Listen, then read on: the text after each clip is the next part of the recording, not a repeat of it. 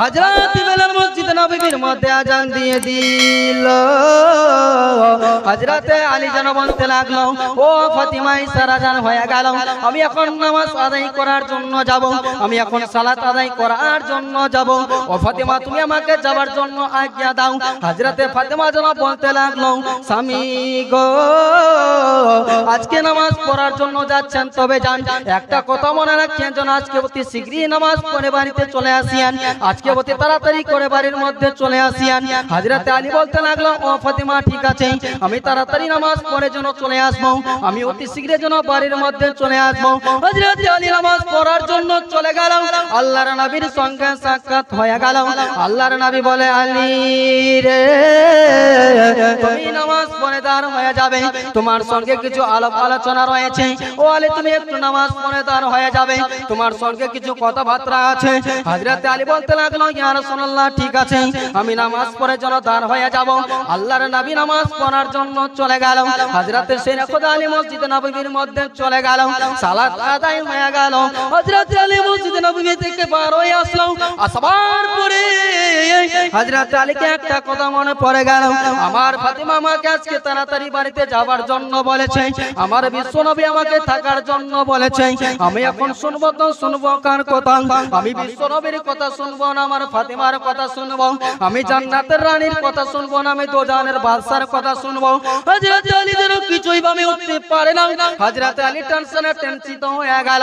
আল্লাহর নবীর জামাই কিছুই ভাবে যেন উঠতে পারে না।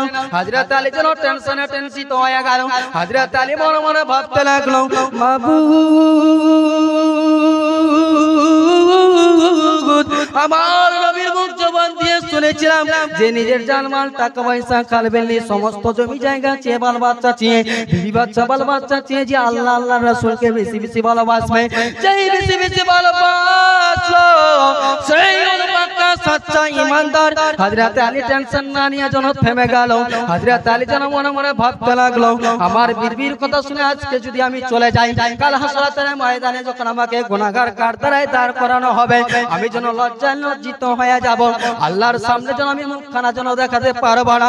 যখন আমার আল্লাহ পাক আমাকে বলবে, ও আলী যখন আমার মেহবুব তোমাকে দুনিয়ার মধ্যে থাকার জন্য বলেছিল, একটু দাঁড় হওয়ার জন্য বলেছিল, ও আলী তুমি আমার বিশ্বনবীর কথাকে যেন কেটে দিয়েছো, তুমি আমার নবীর কথাকে যেন রাখতে পারোনি, আমি যেন হাসরাতের ময়দানে যেন গুনাহগার কাঠগড়ায় যখন আল্লাহর সামনে আমাকে দাঁড় করানো হবে, আমি লজ্জায় লজ্জিত হয়ে যাব।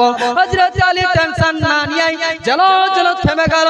এদিকে বারাদার কথায় যেন শুরু হয়ে গেল, বিশ্বনবীর সঙ্গে কথাবার্তা শুরু হয়ে গেল। এদিকে বারাদার বিশ্বনবীর বেটি হযরতে ফাতিমা জান্নাত বাড়ির মধ্যে ইন্তজার করতেই আছে। হযরতে ফাতিমা মনে মনে ভাবতে লাগলো, মাবুদ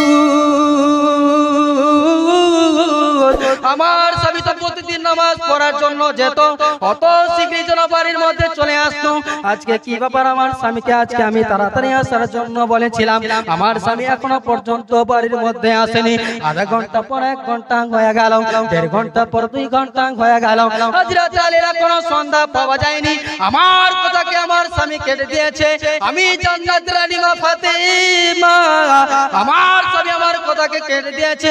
এবার যদি আলী বাড়ির মধ্যে আসে আর আমার স্বামীর সঙ্গে আর যেন কথা বলবো না। ব্রাদার হযরত আলী যখন ফাতিমাকে বলেছিলেন, ফাতিমা মসজিদ নববীর মধ্যে আজান হয়ে গেছে, আমি এখন সালাত আদায় করার জন্য যাব। তো হযরত ফাতিমা বলেছিলেন, স্বামী গো আপনি নামাজ পড়ার জন্য যাচ্ছেন যান, তবে একটা কথা জেনে রাখেন, আজকে অতি শীঘ্রই যেন নামাজ পড়ে আপনি বাড়িতে চলে আসেন। হযরত আলী বলেছিলেন, ঠিক আছে ফাতিমা, আমি অতি শীঘ্রই বাড়ির মধ্যে যেন চলে আসব। হযরত আলী নামাজ পড়ার জন্য চলে গেল। যাওয়ার পরে বিশ্বনবীর সঙ্গে সাক্ষাৎ হয়ে গেল, মোলাকাত হয়ে গেল। হযরতে আমার বিশ্বনবী বললেন, ও আলী তুমি একটু নামাজ পড়ে দাঁড় হবে, তোমার সঙ্গে কিছু আলাপ আলোচনা রয়েছে। হযরত আলীর জন্য নামাজ পড়া হয়ে গেল। যখন মসজিদে নববী থেকে বার হয়ে আসলেন, হযরত আলীকে একটা কথা মনে পড়ে গেল, আমার বিশ্বনবী আমাকে থাকার জন্য বলেছেন, আর আমার ফাতিমা আমার বিবি আমার স্ত্রী যেন আমাকে বাড়িতে তাড়াতাড়ি যাওয়ার জন্য বলেছেন। আমি এখন শুনবো তো শুনবো কার কথা? বিশ্বনবীর কথা শুনবো না আমার ফাতেমার কথা শুনবো? আমি দো জাহানের বাদশার কথা শুনবো না আমি দো জাহানের বাদশার বেটির কথা শুনবো? তো হযরত আলীকে একটা কথা মনে পড়ে গেল, আমার বিশ্বনবীর জন্য বয়ান করেছিলেন যে নিজের জানমাল টাকা পয়সা খালি বিলি সমস্ত জমি জায়গার চেয়ে এবং কি নিজের জানমাল বিবি বাল বাচ্চা সমস্ত জিনিসের চেয়ে যে আল্লাহ আল্লাহ রাসূলকে বেশি বেশি ভালোবাসলো সেই হলো পাক্কা সচ্চা ঈমানদার। তো হযরত আলী যেন থেমে গেলেন, আর এদিকে ফাতেমা যেন বাড়ির মধ্যে ইন্তজার করতে আছে।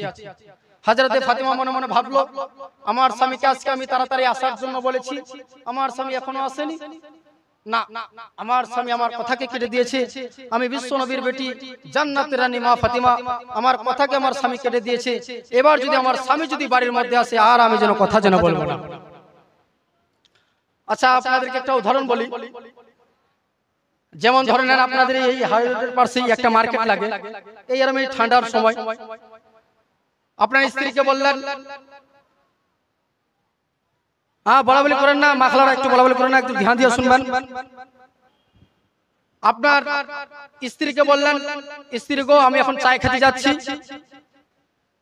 তো আপনার স্ত্রী বলল, স্বামী গো ঠিক আছে আপনি চায় খেতে যাচ্ছেন যান, তবে একটা কথা আপনি জেনে রাখিয়েন আজকে একটু তাড়াতাড়ি করে বাড়ির মধ্যে চলে আসছেন, কেননা ঠান্ডার সময় ভাত তরকারি গরম আছে, ঠান্ডার সময় যদি আপনি দেরি করে আসেন তাহলে ভাত তরকারি ঠান্ডা হয়ে যাবে, আর তাড়াতাড়ি ঠান্ডার সময় আমরা খেয়ে দিয়ে ঘুমিয়ে যাব। চলে গেলেন আপনি মার্কেটের মধ্যে, সমস্ত মার্কেট 11টা কিংবা 11:30টার দিক বন্ধ, তারপরে আপনি 12টার দিকে আপনি বাড়িতে আসলেন। তো এবার আপনি বলেন তো আপনার স্ত্রীটা আপনার উপর রেগে যাবেন আপনাকে আদর করবে? বলেন রেগে যাবে না? অটোমেটিক রেগে যাবে। তবে এখানকার মেয়েরা খুব ভালো গো, জীবনের জন্য স্বামীদেরকে গালি দেয় না। কি গালি দেয়? জীবনেও স্বামীদেরকে গালি দেয় না। বালিয়া পুকুরের মা খালারা অনেক ভালো, যে জীবনেও স্বামীদেরকে যেন গালি দেয় না। আল্লাহ তুমি এদের মুখে এমন যেন লকডাউন লাগিয়ে দাও যেন জীবনেও যেন স্বামীদেরকে গালি যেন না দিতে পারে। তাই ব্রাদার, আল্লাহর নবীর বেটি খাতুনে জান্নাত বাড়ির মধ্যে আছেন, ইন্তজার করতে আছেন, আধা ঘন্টা পর 1 ঘন্টা, 1 ঘন্টার পর 1.5 ঘন্টা, 2 ঘন্টা হয়ে গেল, এখনো পর্যন্ত যেন হযরত আলী বাড়ির মধ্যে আসলো না। তো হযরত ফাতেমা যেন একটু রেগে গেলেন। হযরত ফাতেমা বললেন, আমার স্বামী যদি এবার বাড়িতে আসে আমার স্বামীর সঙ্গে আর যেন আমি কথাই যেন বলবো না। তাই এবারে বন্ধুগণ দেখুন কি ঘটনা ঘটতে লাগলো। আল্লাহ বলে, বান্দা বান্দিরা রে, আমি ইজ্জত জিল্লতের মালিক, আমি হায়াত মওতের মালিক, যার আমি হায়াত বানিয়ে দিব কাউরি বাপের ক্ষমতা নাই যেন মওত যেন দিয়ে দিতে পারে, যার আমি মওত বানিয়ে দিব কাউরি বাপের ক্ষমতা নাই যেন হায়াত বানিয়ে দিতে পারে। তাই ব্রাদার বন্ধুগণ দেখুন কি ঘটনা ঘটতে লাগলো।